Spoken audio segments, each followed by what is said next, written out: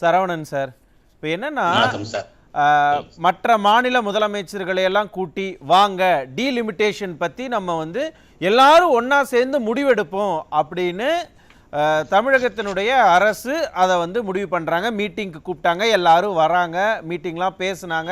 நாங்கள் அந்த உடன்பாடு இந்த உடன்பாடு அதெல்லாம் பண்ணியிருக்கிறோம், இதெல்லாம் பண்ணியிருக்கிறோம் அப்படின்லாம் சொல்கிறாங்க இல்லையா? இந்த விவகாரம் ஏன் இப்போ திமுக இவ்வளவு பெருசாக கையில் எடுக்கிறாங்க? இது சார் சாருக்கு வணக்கம். இப்ப விவாதத்துல மற்ற அத்தனை பேருக்கு வணக்கம். திமுக கட்சியோட தலைவர் ஸ்டாலின் அவர்கள் இன்றைய தமிழக முதலமைச்சர் என்ன நினைக்கிறாருன்னா, இந்த ஆட்சிக்கு பங்கம் வந்துருச்சு.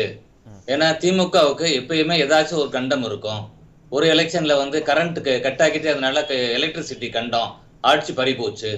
இப்ப தண்ணி பஞ்சம், கடந்த தேர்தலில் கூட தண்ணி பஞ்சம் பிரச்சனை வந்தது. ஆனா அதை எப்படியோ கரை சேர்ந்துட்டாரு. அதுல 1,92,000 ஓட்டம் மட்டும் வாங்கி ஒரு 10 கட்சி கூட்டணியை வச்சு கரை சேர்ந்துட்டோம். இந்த முறை டாஸ்மாக் அப்படின்ற அந்த கண்டத்துல தப்பிக்க முடியாதுன்னு தெரிஞ்சனால இப்ப தேர்தல் அரசியலுக்காக இதை கையில் எடுத்திருக்கிறார். ஏன்னா மத்திய அரசு இன்னும் வந்து இந்த தொகுதி மறுசீரமைப்பு சார்ந்து மக்கள் தொகை கணக்கீடு எடுக்கணும், இன்னும் அடுத்து ஒரு இதுக்கான ஒரு கமிஷன் அமைக்கணும். இது பல்வேறு விஷயங்கள் இருக்கிறது. இது 1 வருடம் 2 வருடம் கூட ஆகலாம் இதுக்கு. அப்ப அதுக்கு முன்னாடி இப்ப பேச ஆரம்பிக்கிறாரு, சட்டமன்றத்தில் ஆரம்பிக்கிறாரு. ஆனா அதிமுக ஐயா எடப்பாடி தலைமையில சட்டமன்ற எதிர்கட்சி தலைவர் வருங்கால முதலமைச்சர் அவர் என்ன பண்றாரு, சட்டமன்றத்துல திமுக கொண்டு வந்த தீர்மானத்துக்கு ஆதரவு தெரிவிக்கிறார். அப்ப அதிமுக வந்து தமிழக மக்கள் நலன் காக்கணும், தமிழகத்தினுடைய பிரதிநிதித்துவம் பார்லிமெண்ட்ல இருக்கணும், அதுல உறுதியாக இருக்கிறோம். ஆனா திமுக இப்ப ஏன் இதை கையில் எடுக்குது? இதுதான் தேர்தல் அரசியல் தான் காரணம். 26ல ஒரு வருஷம் தேர்தல் வரப்போது, பல்வேறு ஊழல் குற்றச்சாட்டுல சிக்கி இருக்கிறோம், மக்களை எப்படி திசை திருப்புறது, மடைமாற்றம் பண்றதுன்னு ஒரு இது பண்ணி ஒரு பிக் பிரதர் மனப்பான்மை இல்ல. சரவணன் சார், என்ன அடிப்படையில இது தேர்தலுக்கு திமுகவுக்கு உதவ போகுது? நிச்சயமா இப்ப பாத்தீங்கன்னா இப்ப ஊழல், இப்ப 1000 கோடி ஊழல் ஈடி சொல்லுது அப்படின்னா கூட இன்னும் நீங்க ஆழமா பார்த்தீங்கன்னா 4830 டாஸ்மாக் கடைகள், ஒரு பாட்டிலுக்கு 10 ரூபாய், பல 100 கோடிகள் 1000 கோடிகள் புலங்கக்கூடிய இடத்துல அப்படியே 50% பிளாக்ல வேற. அப்ப வந்து இது 1000 இருக்காது, 40,000 கோடிக்கு மேல இந்த ஊழல் இருக்கும். அப்ப வந்து டெல்லி பஞ்சாப் எல்லாம் பாக்குறாங்க, அங்க நடந்த பிரச்சனைகள் இப்ப எல்லாருக்கும் உலகமே பாத்துக்கிட்டு இருக்கிறோம் என்ன நடந்துச்சுன்னு. பிஜேபி அதை வச்சு எப்படி அரசியல் பண்ணாங்கன்னு தெரியும். அப்ப இதுல நிச்சயம் நம்ம சிக்கிடுவோம், பிரச்சனை வரும் அப்படின்றனால மத்திய அரசை எதிர்த்து மக்களை ஒரு திசை திருப்புறதுக்காக, ஏன்னா எப்பயும் வந்து இந்த திமுக வந்து தேர்தல் சட்டமன்ற தேர்தல் வரும்பொழுது பிஜேபிக்கு எதிராக மத்திய அரசுக்கு எதிரான ஒரு விஷயங்களை கையில் எடுப்பாங்க, மக்கள் கிட்ட அந்த ஒரு வேகத்தை கொண்டு வருவாங்க. சிறுபான்மை மக்கள் வாக்குகளை வாங்குறதுக்காக இந்த மடைமாற்றம், இஸ்லாமிய சகோதரர்கள் கிறிஸ்தவ சகோதரர்கள் இந்த 5 வருஷத்துல திமுக ஆட்சிக்கு வந்து எல்லாம் என்ன பலனே அவங்களுக்கு கிடைச்சிருக்க அனுபவிச்சிருக்கிறாங்க. இவங்க வாக்கு வங்கி அரசியலுக்காக பண்ணுவாங்க. இப்ப திருப்பகுணத்துல ஒரு பிரச்சனையை கிளப்புறாங்க. அப்ப அதுல சம்பந்தம் இல்லாம அதிமுக உடைய நிர்வாகி வந்தாருன்னு டேமேஜ் பண்ற ஒரு முயற்சி அதை இறங்குறாங்க. அப்போ வந்து இது வந்து திட்டமிட்ட ஒரு செயல். இன்று வந்து ஒரு பெரிய மனப்பான்மையில முதலமைச்சர் வந்து கூப்பிடுறாரு. ஆனா அது யாரு வந்திருக்கிறா, ஐஎன்டிஏ கூட்டணியில் உள்ள கட்சிகள் வர்றாங்க. ஏன் வர்றாங்க? அது வந்து காங்கிரஸ்ல முக்கியமான ஒரு தலைவர், அவர் தான் இந்த கூட்டத்தை வர வைக்கிறார். ஸ்டாலினை தாண்டி அவர். ஏன்னு கேட்டா சட்டமன்ற தேர்தலில் அதிகமான சீட்டு காங்கிரஸ் வாங்கணும், சீட்டு கேட்கணும் அப்படின்ற ஒரு மனப்பான்மையில அவர் வர வச்சிருக்கிறார். ஆனா மம்தா பானர்ஜி வரலையே, ஜெகன்மோகன் ரெட்டி வரலையே. அவங்க நேரடியா பிரதமருக்கே கடிதம் எழுதுறாங்க. ஏன்னா அவங்க வந்து ஸ்டாலினுடைய இந்த பெரிய மனப்பான்மையை ஏத்துக்கிற பக்குவம் இல்ல. ஐஎன்டிஏ கூட்டணி நிச்சயமாக உடைய போகிறது. இன்னும் கூட ஒரு செய்தி, டெல்லி வட்டாரத்து கசியக்கூடிய செய்தி, காங்கிரஸே திருப்தியா இல்ல இந்த டாஸ்மாக் ஊழல்னால. இப்ப அவங்க டெல்லியில நடந்த விஷயத்தை பாக்குறதுனால தமிழ்நாட்டுல இதுதான் வரும், இந்த முங்கர கப்பல் திமுக இருக்கணுமான செகண்ட் தாட்ஸ்ல இருக்கிற மாதிரி ஒரு நிலை இருக்கிறதாக இப்ப டெல்லி வட்டாரங்கள் பேசுறாங்க. அப்ப அதெல்லாம் இது பண்ணி ஒரு அரசியல் பண்ணி அவங்களே எங்க கூட தான் இருக்காங்க அப்படின்னு காமிக்கிறதுக்கு திமுக செய்யக்கூடிய ஒரு மந்திரம் தான், தந்திரம் தான் இது. ஆனா மக்கள் வந்து தமிழகத்துல இருக்கக்கூடிய மக்கள் இது எல்லாத்தையும் பார்த்துட்டு தானே சார் இருக்கிறாங்க. ஒரு நாளும் பல்வேறு பிரச்சனைகள், அரசை எதிர்த்து கேள்வி கேட்கிற ஊடகவியலாளர்களை கூட வீடு புகுந்து மிரட்டுறாங்க, வேறு வகைகள்ல அவங்கள வந்து மிரட்டெல்லாம் விடுக்கிறாங்க. இது எல்லாத்தையும் பார்த்துட்டு தானே இருக்கிறாங்க. மக்கள் இதை கேள்வி கேட்க தானே செய்வாங்க.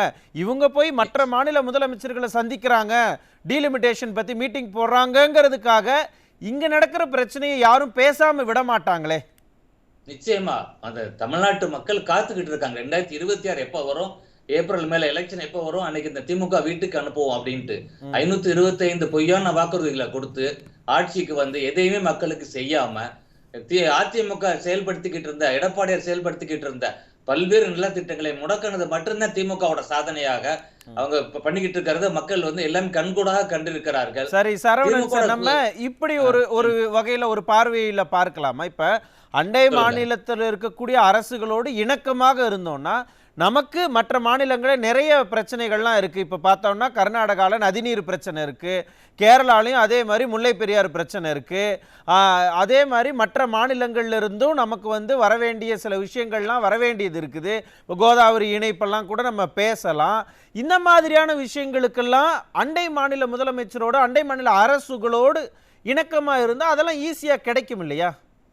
இப்போ திமுக ஆட்சிக்கு வந்து 4.5 வருஷம் ஆக போகுது இல்ல, இதையே முதவே கையில எடுக்கல. முல்லை பெரியாறு இஷ்யூ நமக்கு இருக்குது. கேரளால இருந்து மருத்துவ கழிவுகளை கொண்டு வந்து கொட்டுறாங்க, தமிழ்நாட்டுல கொட்டுறாங்க. இன்னும் பேபி டேம்ல இந்த மரம் வெட்டுற சம்பந்தமா அனுமதி சம்பந்தமா பிரச்சனைகள் ஓடிக்கிட்டு இருக்கு. அப்ப இதெல்லாம் வந்து இந்த 4 வருஷம் பேசாத திமுக இன்னைக்கு என்ன பண்ண போகுது? இன்னைக்கு வந்து எதுக்கு கூப்பிடுறாங்க? நீட்டை ஒழிப்போம்னாங்க, ரகசியம் தெரியும்னு அப்பா மகன்னு சொன்னாங்க. அந்த நீட்டுன்றது இந்திய முழுவதுக்கும் உள்ள ஒரு பிரச்சனை. அன்னைக்கெல்லாம் இந்த ஒரு கூட்டத்தையே அவங்க கூட்டல. காவேரி இஷ்யூ மேகதாது எடுத்துக்காங்க. இன்னைக்கு வந்து கர்நாடக துணை முதல்வர் சிவகுமார் இங்க வந்திருக்கிறாரு. அவரு ஸ்ட்ராங்கா சொல்றாரு, அணையை கட்டாம விட மாட்டோம், 1500 கோடின்றாரு. அப்ப 68 TMC தண்ணீர் தமிழ்நாட்டுக்கு ஒரு சொட்டு தண்ணி வராது. அதுக்கு ஏதாவது நடவடிக்கை எடுத்தாரா? இதுவே புரட்சி தலைவர் காலத்துல என்ன பண்ணாரு? அப்படி காலையில கிளம்பி போனாரு, பிரேக்ஃபாஸ்ட் சாப்பிட போன மாதிரி போய் தண்ணி வாங்கிட்டு வந்தாரு. அம்மா காவேரி இஷ்யூல என்ன பண்ணாங்க? காவேரி மீட்டு எடுத்து கொடுத்த காவேரி தாயின்ற ஒரு பட்டம் அவங்களுக்கு தமிழக மக்கள் கொடுத்தாங்க. இப்படி வந்து அண்டை மாநிலத்தோட சகோதரத்துவமாக இருந்திருக்கிறாங்க, ஆளுமையான தலைவியை தெரிந்திருக்கிறாங்க. நீட்டுன்றது 2 வருஷம் சென்ட்ரல் கவர்மெண்ட் கொண்டு வரல அம்மா இருக்கிற வரைக்கும். அதை தாண்டி அவங்க பிஜேபி வந்து பெரும்பான்மை அரசா அமைஞ்சனால நீட்டை கொண்டு வரும் பொழுது அதை எப்படி அன்றைய முதலமைச்சர் எடப்பாடி எப்படி சமாளிச்சார்? ராஜேந்திர அம்மா 7.5% இடஒதுக்கீடு கொண்டு வந்தாரு கவர்மெண்ட் ஸ்கூல் ஸ்டூடெண்ட்ஸ்க்கு. 11 மெடிக்கல் காலேஜ் இந்த திமுக வந்து 4 வருஷத்துல ஒரு காலேஜ் திறந்து இருக்காங்களா? திறக்கலையே, திறக்க முடியலையே அவங்கனால. 11 காலேஜ் 3000 ஸ்டூடெண்ட்ஸ் படிக்கிறாங்க. 600 பிள்ளைங்க 7.5% அரசாங்க பள்ளி பிள்ளைங்க. நானே மருத்துவர், என் காலத்துல 20 பேர் தான் கவர்மெண்ட் ஸ்கூல்ல இருந்து போவோம், மெடிக்கல் காலேஜுக்கு போவோம். இன்னைக்கு 600 பிள்ளைங்க சாமானிய வீட்டு பிள்ளைகள் படிக்கக்கூடிய வாய்ப்பை ஏற்படுத்தி கொடுத்திருக்காரு. அப்படி சகோதரத்துவமாகவும் இருக்கணும், ஆளுமையாக செயல்படக்கூடிய ஒரு முதல்வர் வேணும். அது நிச்சயம் அதிமுக தான் முடியும். அதனால நீங்க சொன்ன பாருங்க, தமிழக மக்கள் காத்துக்கிட்டு இருக்கிறாங்க. 2026 தேர்தலில் திமுகவை உறுதியாக வீட்டுக்கு அனுப்புவார்கள். திமுக கூட்டணி நிச்சயமாக உடையும்.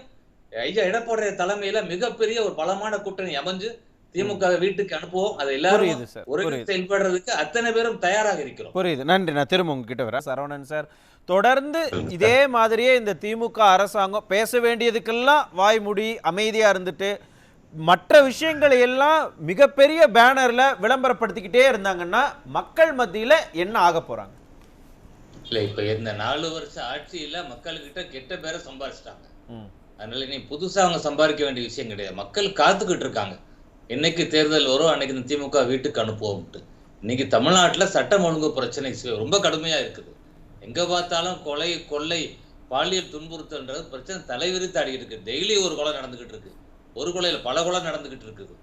வரிக்கு மேல வரி, வேலையில்லா திண்டாட்டம். இளைஞர்களுக்கு என்ன ஒரு பொய்யான வாக்குறுதியை கொடுத்தாங்க? ஆண்டுக்கு 10 லட்சம் இளைஞர்களுக்கு வேலை வாய்ப்புன்னு சொன்னாங்க. 5 வருஷத்துல 50 லட்சம் பேருக்கு கொடுத்துருக்கணும். எங்க போச்சு அது? போதை மாநிலமா மாத்திட்டாங்க தமிழ்நாட்டை. அதை யாரு கடத்துறதுன்னு பார்த்தா திமுக நிர்வாகிகள் தான் இருக்கிறாங்க. விலை உயர்வு, மாதம் வந்து மின் கட்டணத்துக்கு ரீடிங் எடுப்போம் நாங்க. இப்படி சாமானிய மக்களுக்கான எத்தனையோ பிரச்சனைகளை கையாளுவோம், நாங்க பண்ணுவோம்னு சொல்லி பொய்யா வாக்குறுதி கொடுத்து ஆட்சிக்கு வந்துட்டு இன்னைக்கு எதையும் செய்யல. மக்களை நட்டத்துல விட்டுட்டாங்க. தாலிக்கு தங்க உயிரி திட்டம், அம்மா கொடுத்த திட்டம் நிப்பாட்டிட்டாங்க. 1000 ரூபான்னு சொல்லி வெறும் 1.25 கோடி பேர் கொடுத்து 1.25 கோடி பேரை அதை தகுதி நீக்கம் பண்ணி விட்டுட்டாங்க அவங்க. அப்புறம் வேற என்ன பார்த்தீங்கன்னா, அம்மா மினி கிளினிக், 2000 மினி கிளினிக் சாமானிய மக்களுக்கு கிராமப்புறங்களில் அருமையான சேவை கிடைச்சிக்கிட்டு இருந்துச்சு. அதை வந்து வீடு தேடி மருத்துவம்னு சொல்லி மக்களை தேடி மருத்துவம்னு பொய்யான ஒரு கணக்கு, ஒரு பேரை 3 முறை எழுதி 2 கோடி பேருக்கு பார்த்துட்டோம்னு பொய்யான ஒரு கணக்கு கொடுத்துக்கிட்டு இருக்கிறாங்க. இப்ப இந்த திமுக அரசாங்கம் துரைமுருகனுக்கு பிரச்சனை வந்தோன்னே, ஈடு வந்தோன்னே டெல்லி போறாரு. டாஸ்மாக் ஊழல் வந்தோடனே செந்தில் பாலாஜி டெல்லி போறாரு. இவங்கெல்லாம் அங்க போய் யாரை சந்திக்கிறாங்க, என்ன செய்யறாங்க? அதெல்லாம் துணை முதல்வர் என்ன பண்றாரு? துணை முதல்வர் ஆனோன்னா வாழ்த்து வாங்குறதுக்கு போறாரு. கேலோ இந்தியா நிகழ்ச்சிக்கு கூப்பிடுறதுக்கு போறாங்க. கலைஞர் நாணய வெளியிடுறதுக்கு ராஜ்நாத் சிங் அழைக்கிறதுக்காக அழைப்பு கொடுக்கறதுக்கு, இதுக்கெல்லாம் டெல்லிக்கு போக தெரிஞ்சவங்களுக்கு இந்த பிரச்சனை டெல்லியில போய் இவங்க பேச வேண்டியதுதானே? அதெல்லாம் விட்டுட்டு இவங்க தமிழ்நாட்டுல இவங்க ஒரு பெரிய டிராமா கம்பெனி சார். சுருக்கமா சார், சுருக்கமா. டிராமா கம்பெனி தமிழ்நாட்டு மக்களை ஏமாத்துறாங்க. நன்றி. இன்னைக்கே பாருங்க, நம்ம பூரா விவாதத்துல இதைத்தான் பேசிக்கிட்டு இருக்கோம். இந்த டீலிமிட்டேஷனை பேசிக்கிட்டு இருக்கோம். மக்கள் பிரச்சனையை மறந்தாச்சு. எல்லா சேனலும் இப்ப அப்படி ஓடிக்கிட்டு இருக்கு. அவங்களுடைய என்றைக்கு நம்ம அதை மறக்க மாட்டோம், திரும்ப திரும்ப அதை பேசிக்கிட்டே தான் இருப்போம் அப்படிங்கிற உறுதியே இந்த இடத்துல நான் உங்களுக்கு கொடுக்குறேன். புரியுது. வந்து 2026 தேர்தல் எடப்பாடி தலைமையில் அமைகிற கூட்டணி தமிழ்நாட்டுல ஆட்சி அமைக்குது. சிஎம் எடப்பாடியார் வர்றாரு. விட்டு போன இந்த திமுக செய்யாத திட்டங்களை போல அவர் மக்களுக்கு தருவார். நன்றி சரண் சார்.